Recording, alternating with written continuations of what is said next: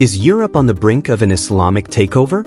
Are Muslims in the West truly trying to impose their way of life on the rest of the world? These questions have sparked heated debates across the continent, dividing communities and fueling fears of an uncertain future.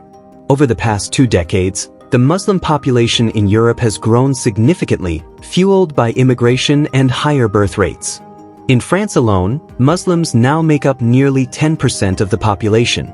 Germany, the UK, and Sweden are seeing similar trends. For many Europeans, these numbers aren't just statistics, they're a wake-up call.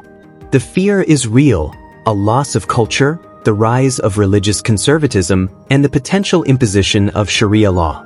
But are these fears justified, or are they exaggerated by media and political rhetoric? In this video, we'll explore the truth behind these fears. What's really driving the tension between Muslims and Europeans? Is the Islamization of Europe a myth, or is it the inevitable future of the West? Let's find out.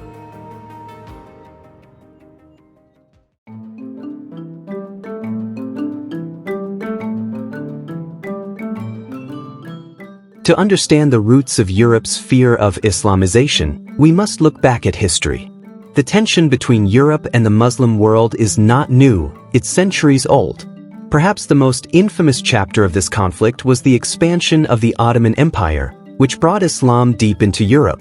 The Ottoman Empire once controlled vast swaths of southeastern Europe, from the Balkans to Hungary.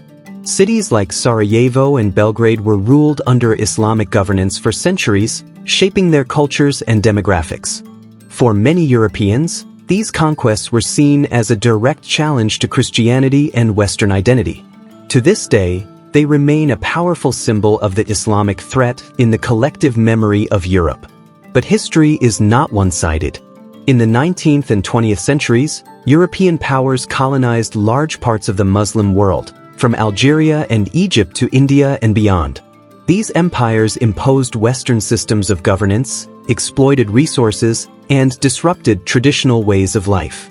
When independence movements rose, many Muslim-majority nations were left with fractured economies and political instability. This colonial legacy created migration flows that continue to this day. Many Muslims moved to Europe in search of opportunity and stability, but their arrival was often met with suspicion and resistance. Cultural misunderstandings, rooted in this long history of conflict, only deepened the divide. Centuries of wars, colonial domination, and religious rivalries have left a legacy of mistrust. These historical wounds fuel modern fears of a new Islamic invasion, but much of this fear is based on misunderstandings. For example, Islamic practices like prayer and fasting are often misinterpreted as signs of refusal to integrate. Politicians and media outlets have weaponized these historical narratives to amplify modern anxieties, framing Muslims as outsiders who threaten European values. But is this fear truly grounded in reality, or is it a convenient story shaped by history and politics?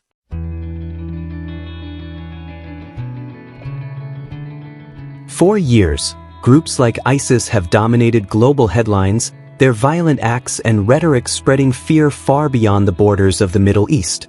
These extremists speak of global conquest, the establishment of a caliphate, and the imposition of strict Islamic rule on the world. But is this the reality for most Muslims, or have the actions of a radical few distorted how the rest of the world views Islam?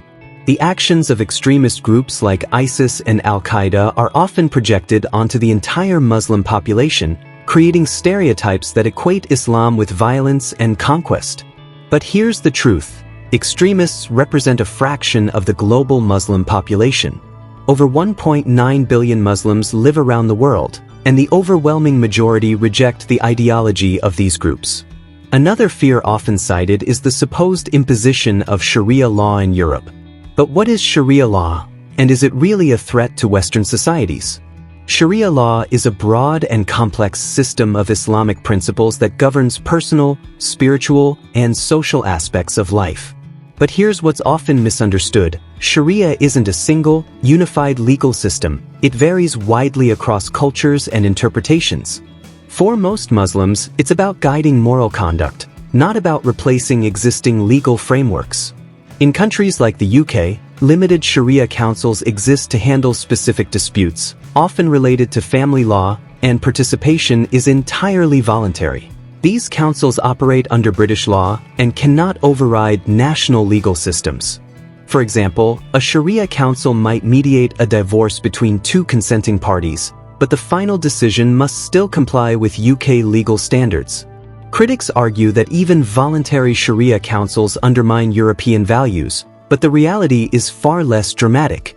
These councils coexist with secular legal systems and are subject to oversight. There is no evidence that Sharia law is taking over Europe. It exists in limited, specific contexts for those who choose to use it. The idea that Muslims in Europe want to impose their way of life on others is largely a product of fear fueled by the actions of extremists and political rhetoric. Most Muslims are simply trying to live peacefully within the societies they now call home.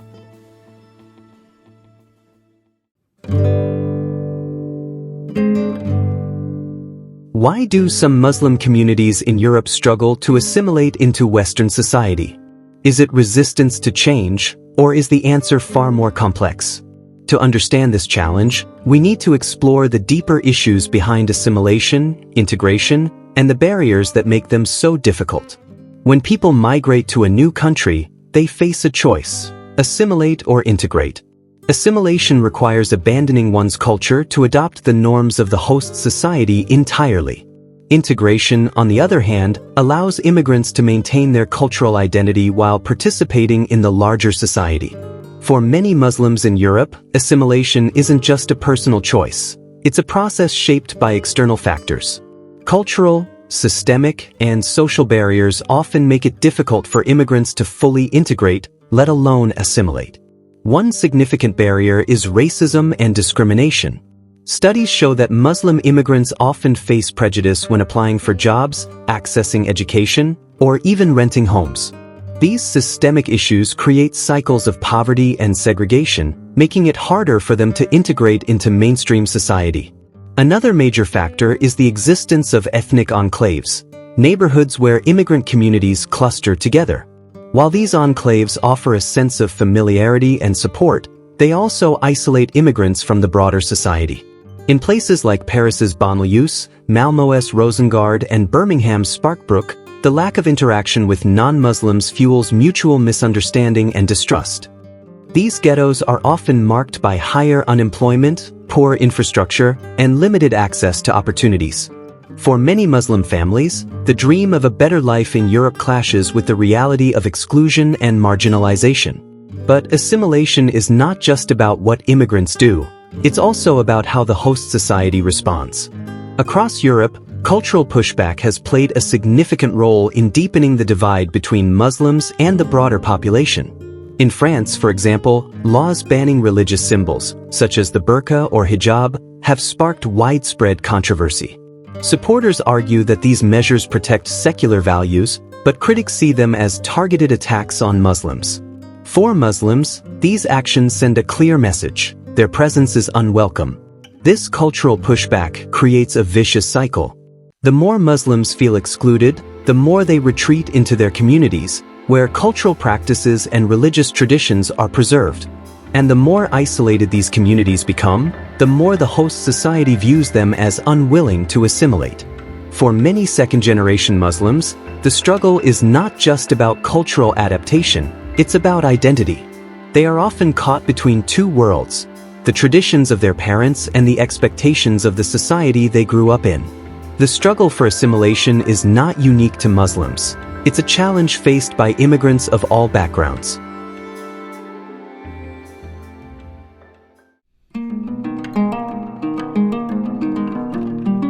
For all the fears and misconceptions surrounding Muslims in the West, there's a side of the story that rarely gets told. Beyond the headlines and stereotypes lies a community of individuals who are not only contributing to European societies but also enriching them in countless ways. Muslims in Europe are making significant contributions across all sectors of society. Take Sadiq Khan, for instance, the first Muslim mayor of London, who has worked tirelessly to champion inclusivity and diversity. Or Mo Salah, the Egyptian football star adored by millions, who's not only a symbol of sporting excellence but also a role model of humility and hard work. From small businesses to global enterprises, Muslim entrepreneurs are driving economic growth and innovation. Across Europe, halal food industries alone generate billions of euros annually, creating jobs and fostering trade. But their contributions go beyond commerce. These businesses are often at the heart of local communities, bridging cultural divides. Cultural exchange has always been a cornerstone of societal growth, and the presence of Muslims in Europe has undeniably enriched its arts, cuisine, and sports. Imagine European cuisine without the influence of dishes like kebabs or the widespread popularity of spices like cumin and coriander. Islamic art and architecture have inspired European design for centuries, from the Alhambra in Spain to contemporary museum exhibits showcasing calligraphy and geometric patterns. These cultural exchanges remind us that diversity is a strength, not a threat. While extremist voices often dominate the narrative, the reality is that the vast majority of Muslims are focused on building better futures for themselves, their families, and their communities. These are the parents working hard to provide for their children, the students excelling in universities, and the volunteers helping those in need.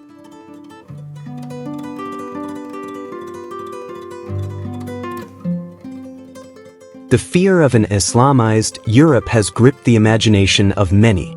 But is this fear rooted in reality, or is it an exaggeration fueled by media narratives and political agendas?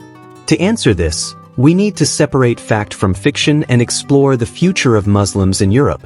In recent years, fears of Islamization have been amplified by politicians and media outlets eager to stir public opinion.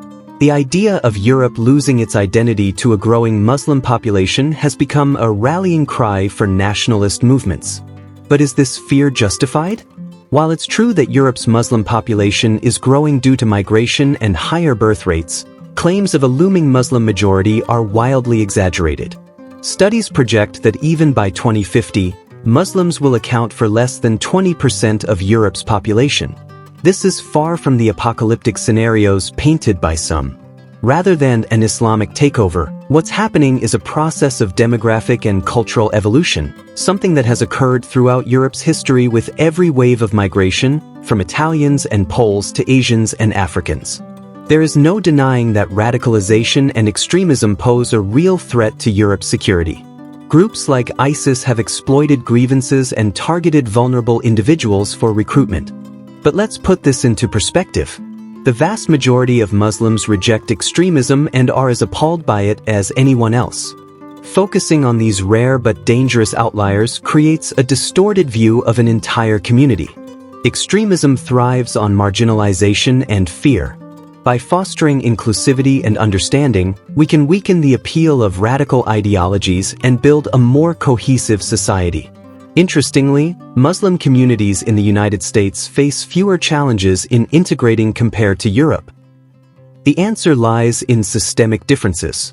In the US, Muslims are often seen as part of the multicultural fabric, while in Europe, systemic barriers like ghettoization and unemployment create divisions. Addressing these challenges could pave the way for better integration in Europe.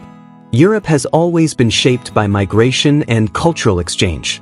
The fear of losing a fixed cultural identity overlooks one important truth. Culture is not static. It evolves with time. Today's Europe is a blend of traditions old and new.